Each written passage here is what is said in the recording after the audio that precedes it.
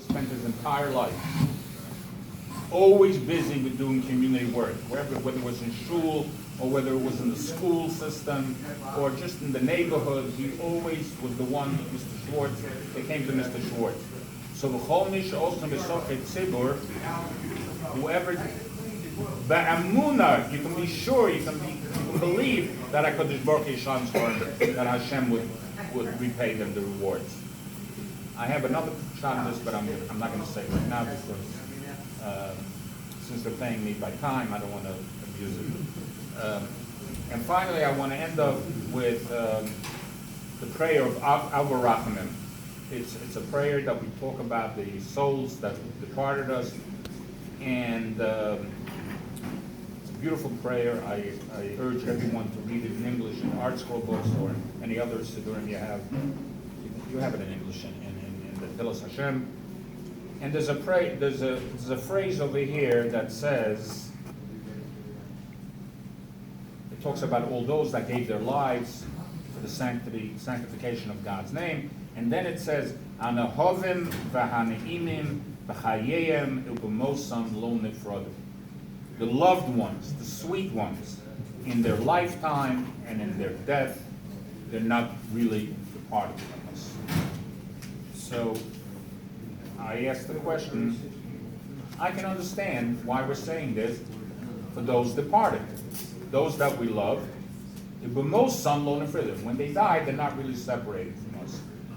But why does it have to say b'chayim? When they're alive, they're not separated from us? Of course not, they're still alive. So I explained it as follows, and we all know this, fortunately or unfortunately. We all have people in our lives, they're alive, your relatives, maybe even your parents, but we're separated from them.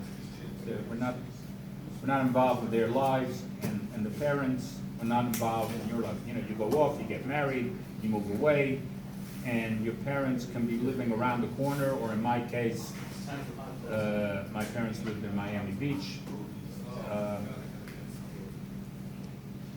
But even in their lifetime, my mother was never separated from me. You know, there's a joke about this, like, what's a sweater? A sweater is a garment that a child wears when the mother is cold. And this applied to my mother in everything. My mother would get up in the morning and she'd call me in New York, and she'd call me, Mendele, I heard that it's going to snow. Be careful. Put on your winter coat and wear your this. And she would always check on me. Am I warm? Am I wearing the right thing? And she called. Do you have enough for this? Do you have tea at home? Do you have hot water? She was so concerned. She was never separated from us. It's called Hesach Hadas. Her mind was never removed, not just from me, from any of her children. And that type of mother is not separated from us, even when they leave the world. We're still connected to them until Mashiach comes. So I thank you once again, everybody coming here, and enjoy the rest of the evening. Thank you.